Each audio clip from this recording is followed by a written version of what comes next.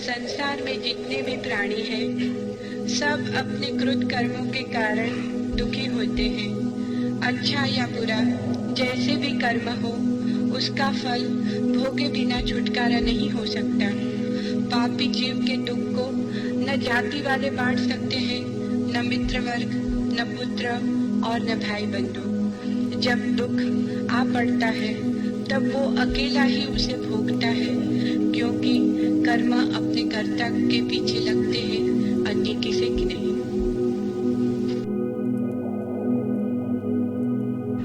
जो मनुष्य सुंदर और प्रिय भोगों को पाकर भी पीठ कर लेता है, सब प्रकार से स्वाधीन भोगों का परित्याग करता है, वो सच्चा त्यागी कहलाता है। जो मनुष्य किसी परतंत्रता के कारण वस्त्र, गंध, अलंकार, स्त्री और शयन आदि का उपभोग नहीं कर पाता, वो सच्चा त्यागी नहीं कहलाता।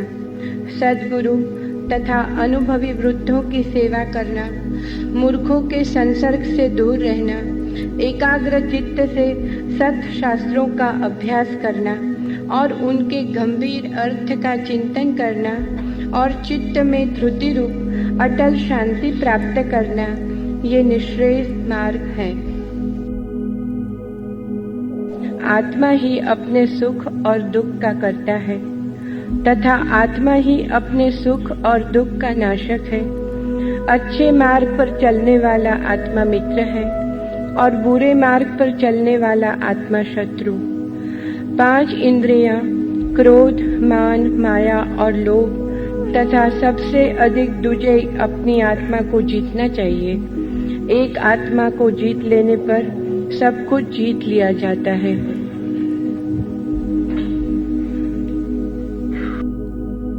इस प्रकार दृढ़ निश्चय हो के देव भले ही चले जाए, पर मैं अपना धर्म शासन छोड़ नहीं सकता। उसे इंद्रियां कभी भी विचलित नहीं कर सकती, जैसे भीषण बवंडर सुमेरु पर्वत को विचलित नहीं कर सकता। शरीर को नाव कहा गया है और जीव को नाविक तथा संसार को समुद्र। इस संसार समुद्र को महर्षि जन पार कर जाते हैं। धर्म, अधर्म, आकाश, काल, पुद्गल और जीव, ये 6 द्रव्य हैं। केवल दर्शन के ठट्टा जिन भगवानों ने इन सबको लोक कहा है। धर्म द्रव्य का लक्षण गति है, अधर्म द्रव्य का लक्षण स्थिति है, सब पदार्थों का अवकाश देना आकाश का लक्षण है, काल का लक्षण बरतना है और उपयोग अर्थात अनुभव जीव का लक्षण है। जीवात्मा ज्ञान से, दर्शन से, दुख से, सुख से जाना पहचाना जाता है। ज्ञान, दर्शन, चारित्र्य, तप, वीर्य और उपयोग अर्थात अनुभव, ये सब जीव के लक्षण है। शब्द अंधकार, प्रकाश प्रभा, छाया आतप, धूप वर्ण, रस गंध और स्पर्श, ये सब पुद्गल के लक्षण है। जीव अजीव, बंध पुण्य, पाप आश्रव, सवर, निर्जरा और मोक्ष, ये 9 सत्य तत्व है। जीवादिक सत्य पदार्थों के अस्तित्व में सद्गुरु के उपदेश से अथवा स्वयं ही अपने भाव से श्रद्धान करना सम्यकत्व कहा गया है। मुमुक्षु आत्मा ज्ञान से जीवादिक पदार्थों को जानता है, दर्शन से श्रद्धान करता है, चारित्र से भोग वासनाओं का निग्रह करता है और तप से कर्ममल रहित होकर पूर्णतया शुद्ध होता है। ज्ञान, दर्शन, चारित्र्य और तप, इस चतुष्ट अध्यात्म मार्ग को प्राप्त होकर मुमुक्षु जीव मोक्ष रूप सद्गति पाते हैं। श्रुत, मति, अवधि, मनःपराय और केवल, इस भांति ज्ञान 5 प्रकार का है। ज्ञान वर्णीय, दर्शनावरणीय, वेदनीय, मोहनीय, आयु, नाम, गोत्र और अंतराय, इस प्रकार संक्षेप में ये 8 कर्म बतलाए हैं।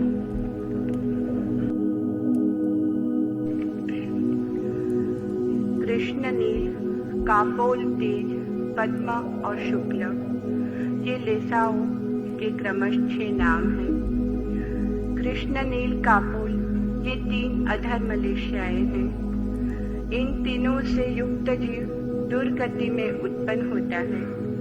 तेज, पद्म और शुक्ल ये 3 धर्म लेशाएं हैं। इन तीनों से युक्त जीव सद्गति में उत्पन्न होता है। 5 समिति और 3 गुप्ती, इस प्रकार 8 प्रवचन माताएं कहलाती हैं। ईर्षा, भाषा, ऐषणा, आदान, निक्षेप और उच्चार, ये 5 समितियां हैं तथा मनोगुप्ती, वचन गुप्ती और काय गुप्ती, ये 3 गुप्तियां हैं। इस प्रकार दोनों मिलकर 8 प्रवचन माताएं हैं। 5 समितियां चारित्र की दया आदि प्रवृत्तियों में काम आती हैं और 3 गुप्तियां सब प्रकार के अशुभ व्यापारों से निवृत्त में सहायक होती हैं। जो विद्वान मुनि उक्त 8 प्रवचन माताओं का अच्छी तरह आचरण करता है, वो शीघ्र ही अखिल संस्था से सदा के लिए मुक्त हो जाता है। जो आचार प्राप्ति के लिए विनय का प्रयोग करता है, जो भक्ति पूर्वक गुरु वचनों को सुनता है एवं स्वीकृत कर वचनानुसार कार्य पूरा करता है, जो गुरु की कभी अवज्ञा नहीं करता, वही पूज्य है।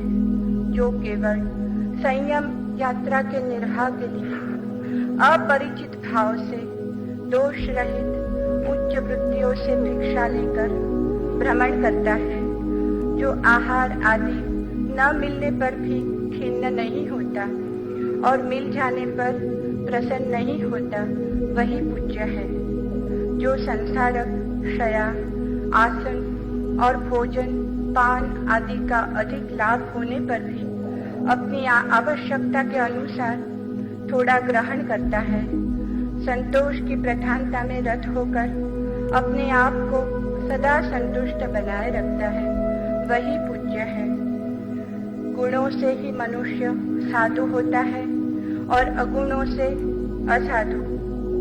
अतः हे मुमुक्षु, सद्गुणों को ग्रहण कर और दुर्गुणों को छोड़।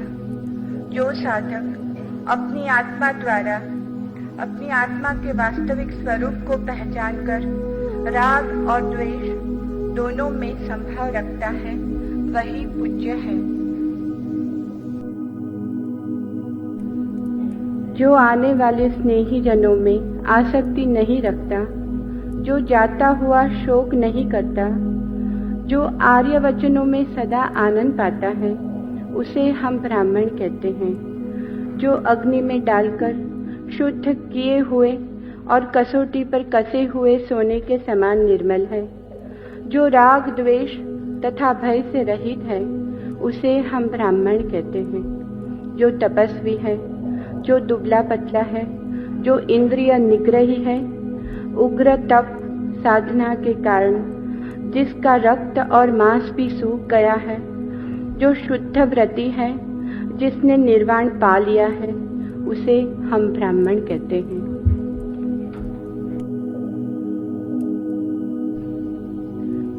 जो देवता, मनुष्य तथा तिर्यंच संबंधी सब प्रकार के मैथुन का मन, वाणी और शरीर से कभी सेवन नहीं करता, उसे हम ब्राह्मण कहते हैं। जिस प्रकार कमल जल में उत्पन्न होकर भी जल से लिप्त नहीं होता, उसी प्रकार जो संसार में रहकर भी काम भोगों से सर्वथा अलिप्त रहता है, उसे हम ब्राह्मण कहते हैं। जो अलोलुप है, जो अनासक्त जीवी है, जो अनगार बिना घरबार का है, जो अकिंचन है, जो गृहस्थों के साथ आने वाले संबंधों में अलिप्त है, उसे हम ब्राह्मण कहते हैं।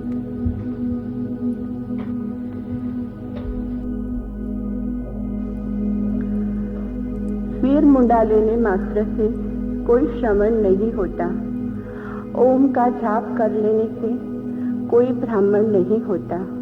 निर्जन वन में रहने मात्र से कोई मुनि नहीं होता और न कुशा के बने वस्त्र पहन लेने मात्र से कोई तपस्वी हो सकता है। समता से मनुष्य श्रवण होता है, ब्रह्मचर्य से ब्राह्मण होता है, ज्ञान से मुनि होता है और तप से तपस्वी बना जाता है।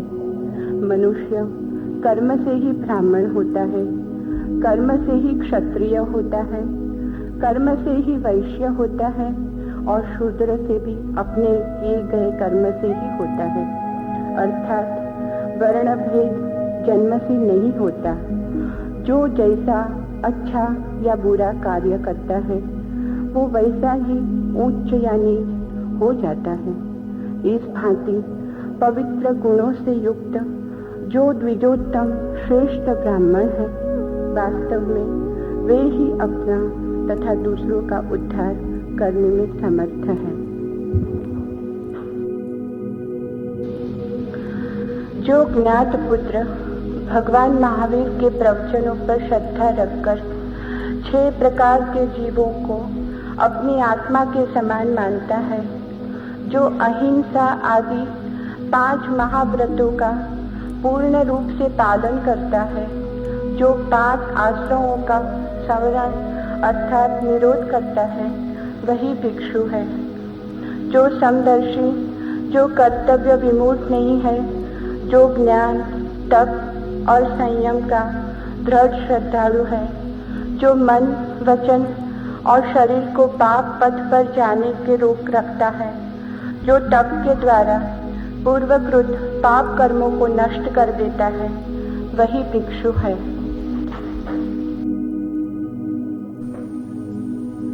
जो कान में कांटे के समान चुभने वाले आक्रोश वचनों को, प्रहारों को तथा अयोग्य उपलम्भों तिरस्कार का अपमान को शांति पूर्वक सह लेता है, जो भयानक अट्टहास्य और प्रचंड गर्जना वाले स्थानों में भी निर्भय रहता है, जो सुख दुख दोनों को संभाव पूर्वक सहन करता है, वही भिक्षु है।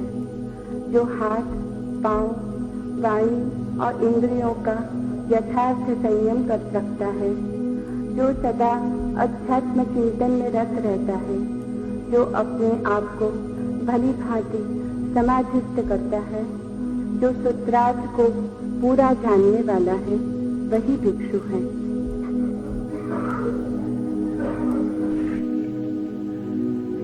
जो अपने संयम साधक उपकरणों तक में भी मूर्छा आसक्ति नहीं रखता, जो लालची नहीं है, जो अज्ञात परिवारों के यहाँ भिक्षा मांगता है, जो संयम पथ में बाधक होने वाले दोषों से दूर रहता है, जो खरीदने बेचने और संग्रह करने के गृहस्थोचित धंधों के फेरे में नहीं पड़ता, जो सब प्रकार से निस्संग रहता है, वही भिक्षु है। जो मुनि अलोलुप है, जो रसों में अग्रत है, जो अज्ञात कुल की भिक्षा करता है, जो जीवन की चिंता नहीं करता, जो रिद्धि, सत्कार और पूजा प्रतिष्ठा का मोह छोड़ देता है, जो स्थित आत्मा तथा निष्क्रिय है, वही भिक्षु है।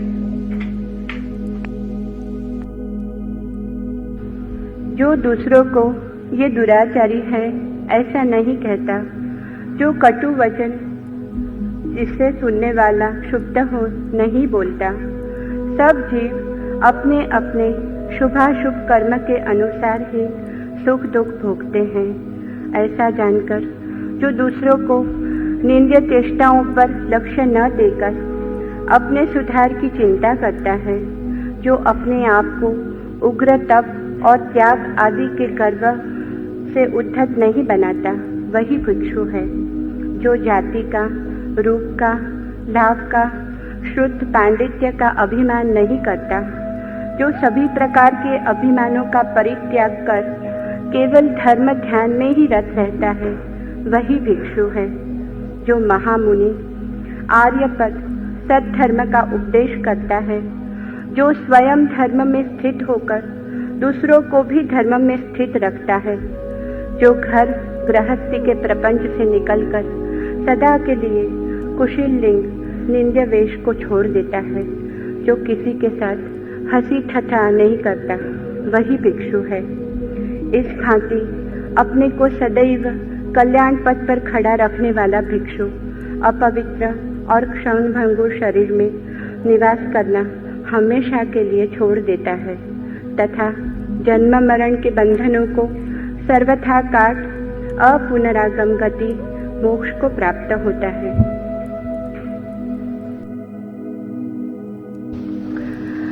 भंते, साधक कैसे चले, कैसे खड़ा हो, कैसे बैठे, कैसे सोए, कैसे भोजन करे, कैसे बोले, जिससे कि पाप कर्म का बंध न हो।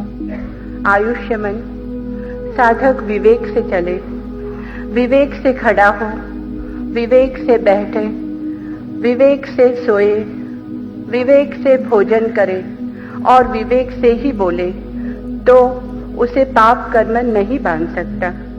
जो सब जीवों को अपने समान समझता है, अपने पराये सबको समान दृष्टि से देखता है, जिसने सब आश्रयों का निरोध कर लिया है, जो चंचल इंद्रियों का दमन कर चुका है, उसे पाप कर्म बंधन नहीं होता। पहले ज्ञान से बाद में दया, इसी क्रम पर समग्र त्यागी वर्ग अपनी संयम यात्रा के लिए ठहरा हुआ है। भला अज्ञानी मनुष्य क्या करेगा? श्रेय तथा पाप को वो कैसे जान सकेगा?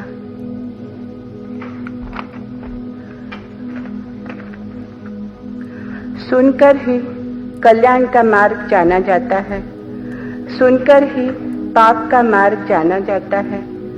दोनों ही मार्ग सुनकर जाने जाते हैं। बुद्धिमान साधक का कर्तव्य है कि पहला श्रवण करे और फिर अपने को जो श्रेय मालूम हो उसका आचरण करे।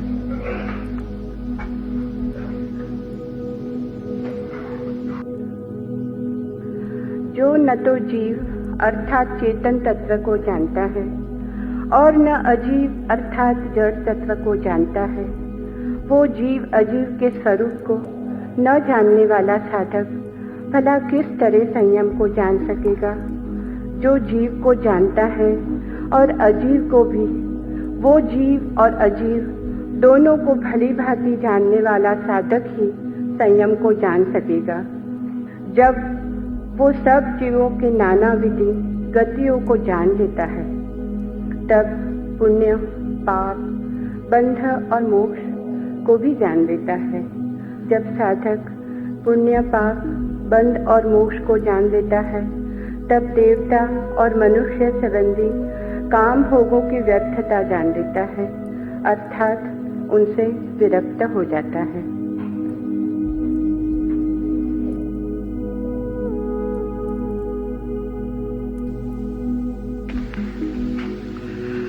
मोक्ष मार्ग सूत्र। जया सपतणं नाणं दंशनं चाभिगच्छै दया लोकं च जिनो जानै केवली जया लोकं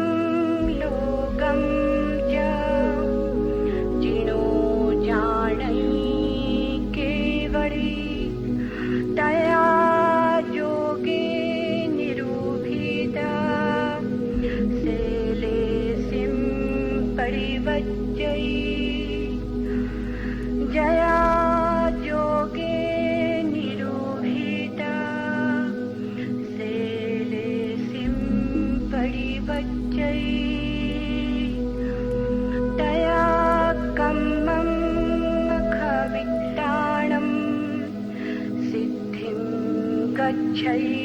नीरो जया कम्मं खवित्ताणं सिद्धिं गच्छै नीरयो तया लोकं मथयद्धो सिद्धो हवै सासु।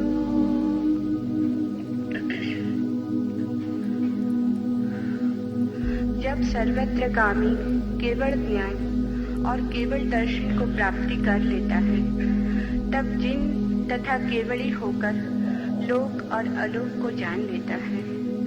जब केवल ज्ञानी जिन लोक अलोक रूप समस्त संसार को जान लेता है, तब आयु समाप्ति पर मन, वचन और शरीर की प्रवृत्ति का निरोध कर शैलेशी अचल अकम अवस्थाओं को प्राप्त होता है।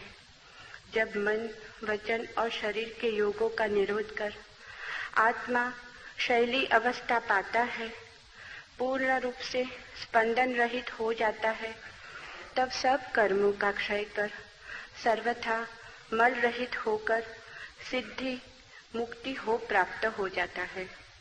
जब आत्मा सब कर्मों को क्षय कर सर्वथा मल रहित होकर सिद्धि को पा लेता है, तब लोक के मस्तक पर ऊपर के अग्रभाग पर स्थित होकर सदा काल के लिए सिद्ध हो जाता है।